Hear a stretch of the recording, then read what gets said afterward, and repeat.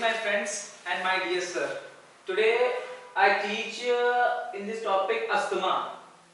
Asthma, basic introduction, not in a brief, very small introduction. Then I will be starting.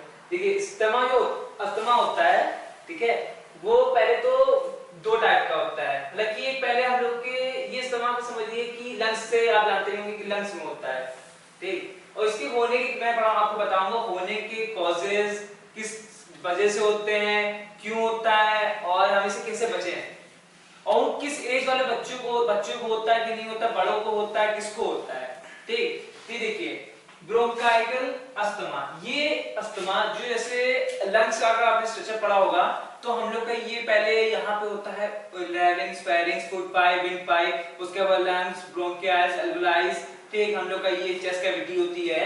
तो इसमें जो bronchial इसी नाम से है, तो हाइपर रिस्पांसिफिकेशन ऑफ द ट्रैकिया, मतलब कि जो हाइपर है, जैसे हम लोग का जब हम सांस लेते हैं तो सांस लेने में हम लोग क्या होता है कि एक जब सांस लेते हैं या हम लोग को जो मतलब कह सकते हैं कि सांस लेते हैं तब हमें एक कुछ फ्लूइड जैसा वो प्रेजेंट लगता है। जैसे हम लोग को सर्दी होती है, जुकाम होती है तो खांसी आती है तो खकार टाइप का होता है, उसी साइड से ये जो हम लोग का होता है नमी के लिए, मतलब कि एक मॉइस्चर क्रिएट करता है जैसे हम सांस लेने वाला, तो उसी का हाइपर रिस्पांस, मतलब अगर वो मॉइस्चर है वो इंक्रीज हो जाए, हमारे जो ये larynx, pharynx, foot pipe, wind pipe है उसमें अगर इंक्रीज हो जाए, अगर वो बढ़ जाए तो इससे क्या होता है हमें सांस लेने में दिक्कत होगी। जैसे नॉर्मली अगर हमारी कोई एक स्पेस है, जैसे हम बाइक चलते हैं, अगर उस स्पेस में हम जा रहे हैं, उस स्पेस ज्यादा तो हम अपनी बाइक आराम से ले जा सकते हैं, लेकिन वही स्पेस अगर कम है तो स्क्रैच हो जाएगी। इसी तरह इससे जो हाइपर ये है कि जो म्यूकस होता है, म्यूकस हमारे गले में, ठीक, जो प्रेजेंट होता है कि वो जो भी हम सांस ले रहे हैं उसमें कहीं कोई चीज मतलब कि अच्छी चीजें, मतलब गंदी चीजें निकल रही, जो भी बैक्टीरिया, मतलब कि कह सकते हैं कि पार्टिकल्स, गंदे पार्टिकल्स अंदर ना जाए लंग्स में, उससे बचने के लिए म्यूकस होता है, तो म्यूकस सीक्रेट होता है, ठीक। तो उसका हाइपर मतलब वो ज्यादा सीक्रेट होने लगता है। तो हम मान लीजिए ये हम लोग का ये है डायमीटर है पूरा, ये डायमीटर है, इसी डायमीटर में अगर म्यूकस ज्यादा सीक्रेट हो रहा है, तो आप भी समझिए कि अगर आप जैसे मैंने एग्जांपल दिया कि आप बाइक से जा रहे हैं, रास्ता का बड़ा है तो आराम से जाएंगे, लेकिन अगर रास्ता छोटा है, ठीक, तो आपको जाने में दिक्कत। उसी तरह अगर जैसे ये डायमीटर है, इस चीज देखिए अस्थमा ये क्या होता है कि जैसे कि हमारे गले का डायमीटर है, नॉर्मल लोगों का है, अगर ये धीरे-धीरे कम होने लगे और भी कम हो जाए, फिर हम लोग का म्यूकस इकट्ठा होने लगे यहाँ पे, तो हमें सांस लेने में दिक्कत होगी। तो इसी को मैं बताऊंगा ये क्या है हाइपर, जो हम लोग का हाइपर और स्मूथ मसल्स में होता है, ठीक। वैरायटीज ऑफ बहुत तरह की होती है, लेकिन हमारी जो स्मूथ मसल्स होती है, अल्वेओलाइज होती है यहाँ पे, उसमें होता है, मतलब स्मूथ मसल्स में होता है ये, ठीक। अब इसके रिजल्ट क्या है, तो होता क्या है ये, उस जब ये सब हो रहा है हमारे गले में तो होगा क्या, नैरोइंग ऑफ जो भी पैसेज है ये नैरोइंग होता है, मतलब कि एक तरह से म्यूकस इकट्ठा हो रहा है तो नैरोइंग होने लगता है ये, ठीक, चिपकने लगता है। तो ये म्यूकस मैंने लिखा हुआ है म्यूकस पुलिंग, मतलब कि पुशिंग वाला कि ये पतला होने लगता है, यहाँ पे म्यूकस इकट्ठा होने लगता है उस डायमीटर में, ठीक है। नेक्स्ट है सिम्टम्स, अगर हर चीज डिजीज के कुछ सिम्टम्स होते हैं, कुछ सिम्टम्स दिखाई देते हैं, ठीक। इसमें मैं आपको दो तरह के एक सिम्टम्स बताऊंगा और एक ट्रीटिंग फैक्टर्स। ट्रीटिंग फैक्टर्स मतलब कि जो उसे बढ़ाते हैं, किसी चीज को बढ़ाने के लिए कुछ फैक्टर्स होते हैं कि अगर वो हो रहा है तो उसे बढ़ाएंगे कौन से फैक्टर। तो देखिए पहले सिम्टम्स क्या है, ठीक है, सिम्टम्स के बारे में बताऊंगा। सिम्टम्स हैं पहले विस्लिंग, जैसे आप कोई स्पोर्ट्स खेलते हैं, फुटबॉल खेलते हैं, क्रिकेट करते हैं, रनिंग करते हैं, एथलीट कुछ भी है, तो अब जो लोग को सिम्टम्स ये है कि आपने देखा होगा कि जैसे आप दौड़ रहे हैं, आपकी सांस हाई हो रही है, ठीक। अगर सांस लेते समय और निकालते समय, इनहेल और एक्सहेल करते समय आपके साउंड आ रही है, विस्लिंग जैसी साउंड आ रही है, वो एक तरह का सिम्टम है इस अस्थमा का, ठीक है। और दूसरा है कफ मतलब कि मान लेते हैं कि ज्यादा होना, ठीक। और भी है, और भी एक्टिविटीज ऐसे हो सकता है, ठीक है। एक है विस्लिंग हो गया, एक है टाइप, एक और है मुझे याद नहीं आ रहा अभी, मैं आपको बता दूंगा एंड तक में अगर याद आता है मुझे। तो अब मैं बताऊंगा आपको ट्रिगरिंग फैक्टर्स, जो मैंने जैसे बताया आपको कि जो बढ़ाते हैं उसे, तो उसके लिए क्या है देखिए, पहली बात जैसे कोल्ड, जैसे कोई बोलता है पोल्यूशन से लोगों को सांस लेने में दिक्कत होती है, ठीक। पोल्यूशन से हम लोग को सांस लेने में दिक्कत होती है, उससे क्या होता है जिनको अस्थमा है फर्स्ट स्टेज या कोई भी स्टेज चल रहे हैं, यहाँ पे म्यूकस इकट्ठा है, वो उनको हालांकि उनको पता नहीं अस्थमा, लेकिन उनको जब सांस लेंगे दिक्कत तो पहले से उसी की डस्ट पार्टिकल जा रहे हैं उनको से। और ये जो पोल्यूशन इन्वायरमेंटली नहीं, हम लोग सेल्फ कोई पोल्यूशन करते हैं जैसे स्मोकिंग, जो लोग स्मोकिंग करते हैं उनको भी दिक्कत होती है, उनको बहुत ज्यादा दिक्कत होगी क्योंकि वो डस्ट पार्टिकल ले रहे हैं, सेल्फ ले रहे हैं, तो पोल्यूशन हो जाता है। और भी है इन्फेक्शन, द ग्रेटेस्ट सिम्टम मतलब कि इन्फेक्शन, आपको अस्थमा है ठीक, उसमें कोई इन्फेक्शन हो गया, हालांकि आपने कोई पार्टिकल अगर इनहेल किया उसमें इन्फेक्शन था, तो वो इन्फेक्शन यहाँ पे आ जाएगा तो आपको दिक्कत होगी और सांस में दिक्कत होगी, तो आपकी जो कंडीशन है बिगड़ जाएगी। और है कह सकते हैं इरिटेशन, जैसे आप किसी को होता है कि ये खाना नहीं खा सकता, वो आदमी वो खाना नहीं खा सकता, लेकिन कोई चीज है वो लेता है पर वो नहीं खा सकता ठीक, किसी को एलर्जी होती है किसी से, किसी को मशरूम नहीं खा सकता, उसको उल्टी हो जाती है। तो कुछ इसी तरह हम लोग की जो ये है यहाँ पे जो पैसेज है उसमें किसी की एलर्जी हो जाती है, मतलब कि इरिटेशन होती है, खाने में दिक्कत होती है, वो भी उसको बढ़ाते हैं ठीक है।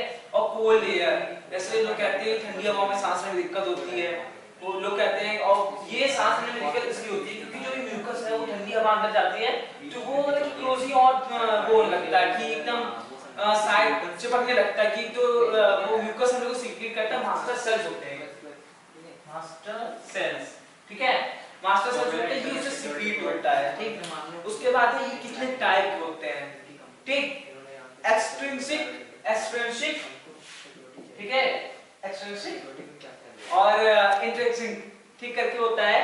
तो ये इसमें होता क्या है कि जो भी स्टार्ट, ये क्या होता है, ये स्टार्ट इन अर्लियर एज, जो बच्चे होते हैं छोटे छोटे स्टार्टिंग एज में, मतलब कि जो बच्चे हैं छोटे बच्चे उनको होने लगता है अर्लियर एज में ठीक है, एज में होता है ठीक। वो कैसे होगा, या तो एपिसोडली, मतलब मैं कह रहे हैं मतलब एपिसोडली का कि वो जैसे कुछ टाइम जैसे एपिसोड देखते हैं आप, एक एपिसोड उसके बाद एपिसोड उसके बाद एपिसोड, तो ये एपिसोड बढ़ता रहता है, जैसे एक उसको अस्थमा उसको पता नहीं है फर्स्ट स्टेज, वो धीरे धीरे एपिसोड बढ़ता रहता है ठीक। और ये जिसको होगा, जिसको भी ये एक्सीडेंटली अस्थमा होगा, उसे उसकी पेरेंटल हिस्ट्री में, मतलब कि उसके पेरेंट्स या दादा या दादी किसी को वो निकलेगा, इसलिए जब भी आप ट्रीटमेंट भी जाते हैं तो वो आपकी पेरेंट हिस्ट्री चेक करते हैं, पेरेंट्स हिस्ट्री चेक करते हैं कि आपको ये कभी था या नहीं था। उसके बाद है इंट्रेक्शनी, वो दूसरा चैप्टर ठीक, उसमें क्या होता है, ये जो होता है ये क्रॉनिक डिजीज कहते हैं, हम लोग इसे मानते हैं क्रॉनिक डिजीज। क्रॉनिक डिजीज क्या होती है, क्रॉनिक डिजीज वो है जो हम लोग की लाइफ टाइम रहे, जैसे कफ होता है ये हम लोग का क्रॉनिक डिजीज नहीं, जो कभी होता है सही हो जाता है, फीवर सही होता है, लेकिन जैसे हो गया AIDS, HIV, human immunity virus, ये सब हो जाता है, तो ये लाइफ साइकिल, जैसे कैंसर ये हम लोग की लाइफ साइकिल में होता है ठीक है। इसी तरह और होता है कि डिजीजेस हैं, पर जो ये हम लोग मानते हैं कि अस्थमा ये क्रॉनिक डिजीज मानते हैं हम लोग ठीक है। और ये किस मिडिल एज में स्टार्ट होती है, जो भी एंजाइटी जो भी अस्थमा होता है वो मिडिल एज में स्टार्ट होता है, मतलब कि आपकी एज अब 20 प्लस है कुछ भी है तो आपकी मिडिल एज में स्टार्ट होगा ये ठीक है। उसके बाद है कि इसमें कोई पेरेंटल हिस्ट्री नहीं होगी, आपके पेरेंट या किसी को भी ये नहीं हुआ होगा ठीक है, उसमें ज्यादा फैमिली में। उसके बाद हम पढ़ेंगे कि हमने आपको बता दिया कि इससे जो म्यूकस होता है वो किससे सीक्रेट होता है, ये मास्टर सेल्स है। और मैंने आपको एक चीज बताई कि जैसे आप मैंने आपको एग्जांपल दिया कि आप बाइक लेके जा रहे हैं, वहां की स्पेस अगर ज्यादा तो आराम से जाएंगे, उसी तरह मान लीजिए ये आपका की सर्किट जो आपका वो है कि विंड पाइप है ठीक, उसमें से हम जैसे एयर ऑक्सीजन ले रहे हैं तो अब वो आराम से जा रही है। और बेसिक ये जो मैंने म्यूकस आपका नाम लिया, ये म्यूकस हमारी बॉडी को प्रोटेक्ट करता है किस चीज से, जो भी वेस्ट पार्टिकल्स हमारी बॉडी में गंदगी से आ जाते हैं, स्मोकिंग करते हैं, इसमें सीलिया प्रेजेंट होते हैं हम लोग के, जो हमारे की वेस्ट पार्टिकल होते हैं उसमें होते हैं वो सब। उसी तरह म्यूकस अगर हाइपर, जैसे बता दिया था हाइपर सीक्रेट, अगर हाइपर सीक्रेट होगा वहां पे इकट्ठा हो जाएगा, वो ज्यादा सीक्रेट होगा क्योंकि इससे मास्टर सेल्स है ठीक। तो इस वजह से हम लोग को यहाँ पे अस्थमा होता है, उसका इलाज होना है कि वहाँ की जो पार्टिकल्स हैं जो इकट्ठे हो गए उसे रिमूवल करना ठीक। अस्थमा का ये लकी वो है।